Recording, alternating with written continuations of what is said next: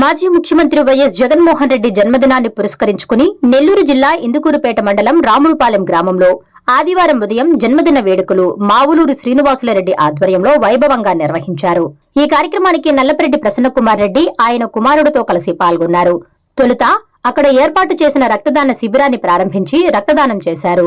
అనంతరం వైఎస్ జగన్మోహన్ రెడ్డికి జన్మదిన శుభాకాంక్షలు తెలుపుతూ కేక్ కట్ చేశారు. ఈ సందర్భంగా ఆయన మాట్లాడుతూ పార్టీని ప్రారంభించిన 10 ఏళ్లలోనే ఓ విజనరీగా తాను అనుకున్నది ప్రజలకు చేసి చూపించిన నేత వైఎస్ జగన్ అని గుర్తు చేశారు. వైసీపీ ప్రభుత్వ హయాంలో పేదల జీవితాల్లో మార్పులు తీసుకొచ్చిందన్నారు. ఈ కార్యక్రమంలో స్థానిక వైసీపీ నాయకులు, కార్యకర్తలు పాల్గొన్నారు. మాజీ ముఖ్యమంత్రి వైఎస్ఆర్ కాంగ్రెస్ పార్టీ అధ్యక్షులు పెద్దలు శ్రీ వైఎస్ జగన్మోహన్ రెడ్డి గారికి జన్మదిన శుభాకాంక్షలు తెలియజేస్తా ఉన్నాం. ఈరోజు జగన్మోహన్ రెడ్డి గారి జన్మదినం సందర్భంగా ఇందుకూరుపేట మండలంలో రాముడిపాళ్యంలో మండల పార్టీ అధ్యక్షులు మావులూరి శ్రీనివాసులరెడ్డి గారి ఆధ్వర్యంలో ఈ కార్యక్రమం ఏర్పాటు చేసుకున్నాం. జగన్మోహన్ రెడ్డి గారిని భారతదేశంలో ఉన్నటువంటి ముఖ్యమంత్రులందరూ కూడా ఆదర్శంగా తీసుకొని జగన్మోహన్ రెడ్డి గారు ముఖ్యమంత్రిగా చేపట్టినటువంటి సంక్షేమ పథకాలను ఆయా రాష్ట్రాలలో గ్రామ స్థాయి నుండి అమలు చేయాలి.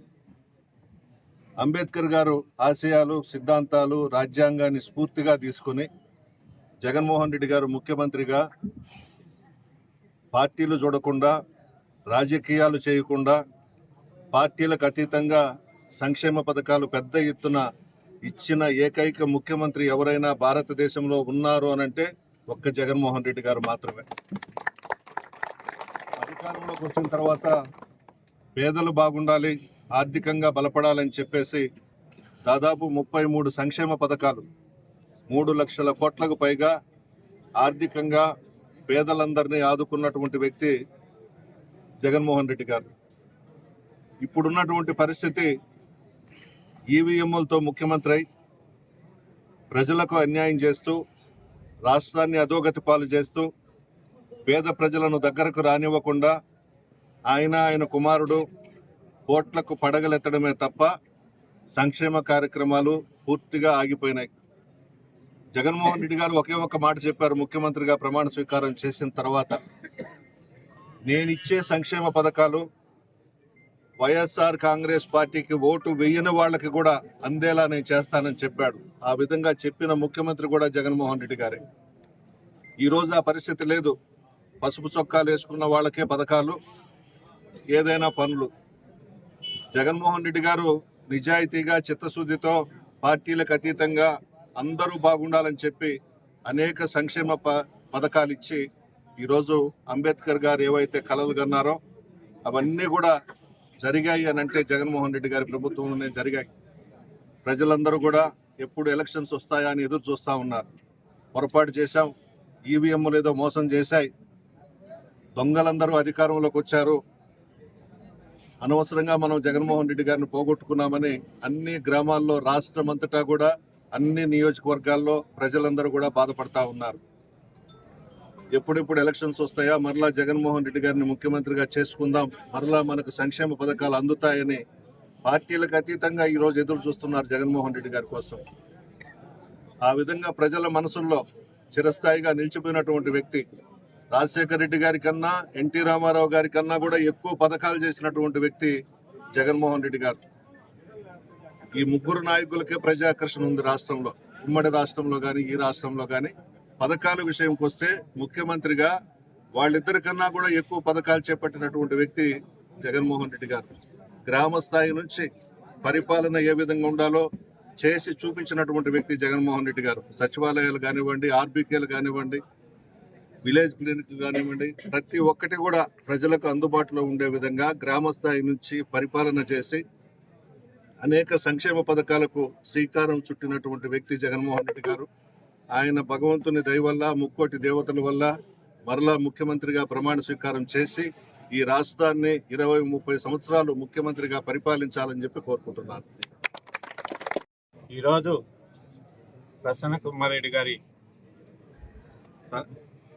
ఆయన నాయకత్వంలో ఈ రావుడిపాలెం గ్రామంలో జగన్మోహన్ రెడ్డి గారి జన్మదినం చేసుకోవటం చాలా సంతోషంగా ఉంది.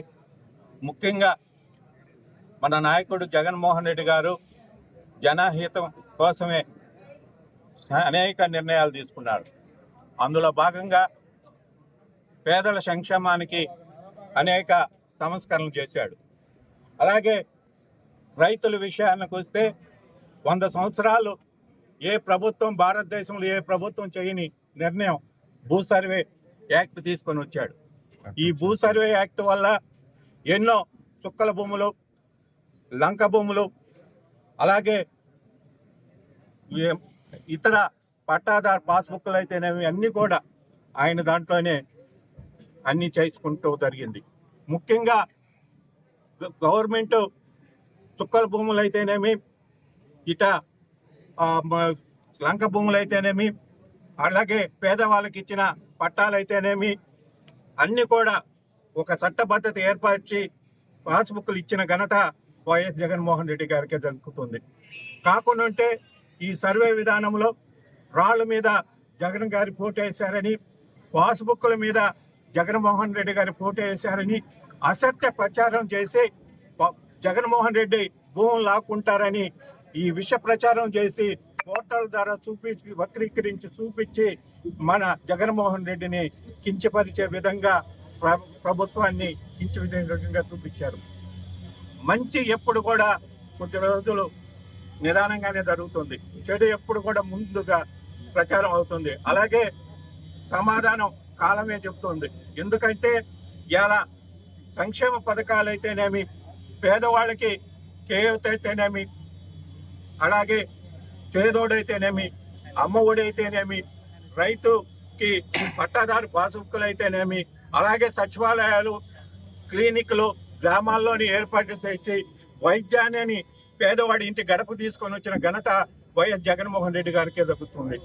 అలాగే ఈ భారతదేశంలో ఎన్ని సంక్షేమ పథకాలు అడగకుండా ప్రజలకి చేరవేసిన ఘనత జగన్మోహన్ రెడ్డి గారి జరుగుతుంది. ఈ భూ సర్వే అయితేనేమి, ఈ నానుడు స్కూల్ విధానంలో అయితేనే ఇలా అన్ని రాష్ట్రాలు కూడా ఆదర్శంగా తీసుకొని జగన్మోహన్ రెడ్డి చేసిన కార్యక్రమాలనే తీసుకొని వెళ్ళిపోతున్నారు. ముఖ్యంగా కేరళ అయితేనేమి, కర్ణాటక అయితేనేమి, ఇలాంటి రాష్ట్రాలన్నీ కూడా జగన్మోహన్ రెడ్డి చేసిన సంక్షేమ పథకాలని ఆదర్శంగా తీసుకొని వాళ్ళ రాష్ట్రాలు అమలు చేస్తున్నారు. కనుక నిజం ఎప్పుడు కూడా నిగ్గుతేలుతుంది. ఎప్పుడు కూడా జగన్మోహన్ రెడ్డిని అబద్ధ ప్రచారాలతో ప్రచారం చేసి, విష ప్రచారం చేసి అతన్ని ఓడించడం జరిగింది. కావున రాబోయే రోజుల్లో ఒక్క పాస్బుక్ 18 నెలలు అవుతుంది. ఒక్క పాస్బుక్ రైతులకు ఇవ్వగలిగారా? ఆ సర్వే విధానాన్ని పూర్తి చేశారా? అదే జగన్మోహన్ రెడ్డి గారి ప్రభుత్వం ఉంటే ఈ 18 నెలల్లో సర్వే పూర్తయిపోయి అందరికీ పాస్బుక్లు ఇచ్చి ఎన్నో సంవత్సరాల నుంచి గ్రామాల్లో ఉన్న భూ సమస్యలను కూడా పరిష్కరించే విధంగా చర్యలు తీసుకునేవాడు. కనుక ప్రజలు గుర్తించుకోవాలా, రాబోయే రోజుల్లో జగన్మోహన్ రెడ్డి గారి నాయకత్వంలోనే ఆయన మంచి ప్రభుత్వం ఏర్పడుతుంది. ప్రజలు కూడా ఎప్పుడెప్పుడని ఈ మా సంక్షేమ ప్రభుత్వం, జగన్మోహన్ రెడ్డి ప్రభుత్వం రావాలని కోరుకుంటున్నారు. ఈరోజు ముఖ్యంగా మా ప్రీతమ నాయకులు జగన్మోహన్ రెడ్డి గారు జన్మదిన సందర్భంగా ఈరోజు రాముడిపాలెం గ్రామంలో బ్లడ్ క్యాంప్ నిర్వహించడం జరిగింది. మేము అనుకున్న దానికంటే ఊహించిన విధంగా ఈరోజు ఇక్కడికి మండలం నుంచి అందరూ కూడా నాయకులు కావచ్చు, అలాగే బ్లడ్ ఇచ్చినటువంటి దాతలు కావచ్చు, ఈరోజు ఇక్కడికి విచ్చేయడం జరిగింది. ముఖ్యంగా మా వైఎస్ఆర్ కాంగ్రెస్ పార్టీ నాయకులు, అలాగే కోవూరు నియోజకవర్గ ఇన్ఛార్జ్ అయినటువంటి ప్రసన్న కుమార్ రెడ్డి గారు కావచ్చు, అలాగే విధమైనటువంటి పెద్దలు అనిల్ బాబు గారు, మిత్రుడు విజయన్న సేనన్న కావచ్చు, అందరూ కూడా ఈ కార్యక్రమానికి రావడం జరిగింది. ముఖ్యంగా జగన్మోహన్ రెడ్డి గారి గురించి 2 విషయాలు చెప్పేసి నేను ముగిస్తాను. ఈయన పేద బడుహీన వర్గాల నాయకులు ఎవరున్నా ఉన్నారు ప్రపంచంలోని, దేశంలోనే అంటే మన జగన్మోహన్ రెడ్డి గారిని కూడా ఖచ్చితంగా చెప్పగలం. ఈనాటి ప్రభుత్వం ఎలా ఉందంటే ఇచ్చేనమ్మ వాయిను అంటే పుచ్చుకునేనమ్మ వాయిను టైప్లో ఉంది. కానీ అంటే ఏదైనా ఇచ్చిపుచ్చుకోవడం, మెడికల్ కాలేజీలు చూస్తే దారాదత్తం చేయాలనే ఆలోచనతో ప్రభుత్వం నడుస్తూ ఉంది. అంటే అది ఇచ్చే గుణం వాళ్ళ యొక్క ఆ యొక్క కాంట్రాక్టులు తీసుకున్న వ్యక్తుల దగ్గర వీళ్ళు పుచ్చుకోవడం, ఇంత దరిద్రమైన పాలన ఈ యొక్క రాష్ట్ర కూటమి ప్రభుత్వంలో జరుగుతూ ఉంది. ఏ వర్గాలు కూడా పూర్తి స్థాయిలో సంతృప్తిగా లేరు. అన్ని వర్గాల ప్రజలు, రైతులు, అలాగే యువత కావచ్చు, అన్ని వర్గాల ప్రజలు చాలా ఇబ్బందులు పడుతూ ఉన్నారు. ఎప్పుడెప్పుడు ఎలక్షన్స్ వస్తాయా, జగన్మోహన్ రెడ్డి గారిని మళ్ళీ సీఎం చేసుకోవాలనే ఒక దృఢ సంకల్పంతో ఉన్నారు. మీకందరికి కూడా తెలిసిందే, 2019 నుంచి మా ప్రభుత్వంలో ఉన్నప్పుడు 2024 దాకా ఈ యొక్క కూటమి ప్రభుత్వం నుండి ఏ నాయకులు కూడా ఎలక్షన్స్ ఒక సంవత్సరం ముందు వాళ్ళు విధులకు రావడం జరిగింది. ఈ పరిస్థితి అలా లేదు. 6 నెలలు గడవక ముందే మేము వద్దన్నా కానీ జనాలు తండోపతండాలుగా వస్తున్నారంటే ఈ ప్రభుత్వం మీద ఎంత వ్యతిరేకత ఉన్నదనేది తాటతెల్లం అవుతుందని కూడా సభాముఖంగా తెలియజేస్తూ, మరొకసారి మా నాయకుడు జగన్మోహన్ రెడ్డి గారికి ఆ భగవంతుడు ఎల్లవేళలా వాళ్ళ కుటుంబానికి ఆయన యొక్క ఆశీర్వాదాలు ఉండాలని కూడా కోరుకుంటూ ఈ అవకాశం ఇచ్చినటువంటి పెద్దలందరూ కూడా నా నమస్కారం తెలియజేసి సెలవు తీసుకుంటాను.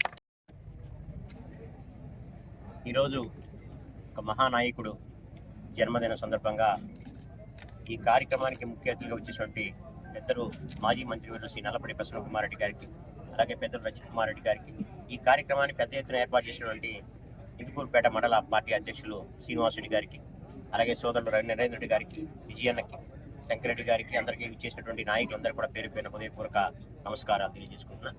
ఈరోజు ఒక మహానాయకుడు పుట్టినరోజు. కేవలం మనమందరం కూడా జ్యోతిరావు పూలేనో లేకపోతే డాక్టర్ బిఆర్ అంబేద్కర్నో మన తరం నాయకులు ఎవరూ కూడా చూస్తుంటాం. అలాంటి గొప్ప నాయకుల యొక్క సంస్కరణలు తీసుకొచ్చే గొప్ప నాయకుడు జగన్మోహన్ రెడ్డి గారు. నా బడుగు బలహీన వర్గాలు, నా ఎస్సీ, నా ఎస్టీ, మైనారిటీ, నా మైనారిటీ అని చెప్పినటువంటి ఈ దేశంలో ఎవరైనా ఒక ముఖ్యమంత్రి పరిపాలించాడు నా బడుగు బలహీన వర్గాల మనుషులు అని చెప్పాడంటే అది ఒక్క జగన్మోహన్ రెడ్డి గారు మాత్రమే అని చెప్పి ఈ సందర్భంగా మీ అందరికీ తెలియజేస్తున్నాను. అటువంటి గొప్ప నాయకుడు అనేక సంస్కరణలు తీసుకొచ్చి, అనేక సంక్షేమ పథకాలు తీసుకొచ్చి పేదలకు వాళ్ళందరూ సంతోషంగా ఉండాలని చెప్పి 33 సంక్షేమ పథకాలు తీసుకొచ్చే గొప్ప నాయకుడు జగన్మోహన్ రెడ్డి గారు.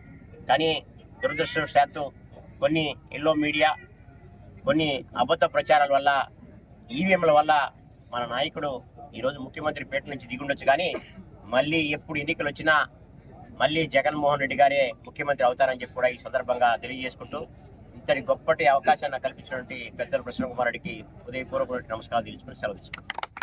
Please subscribe SS News AP.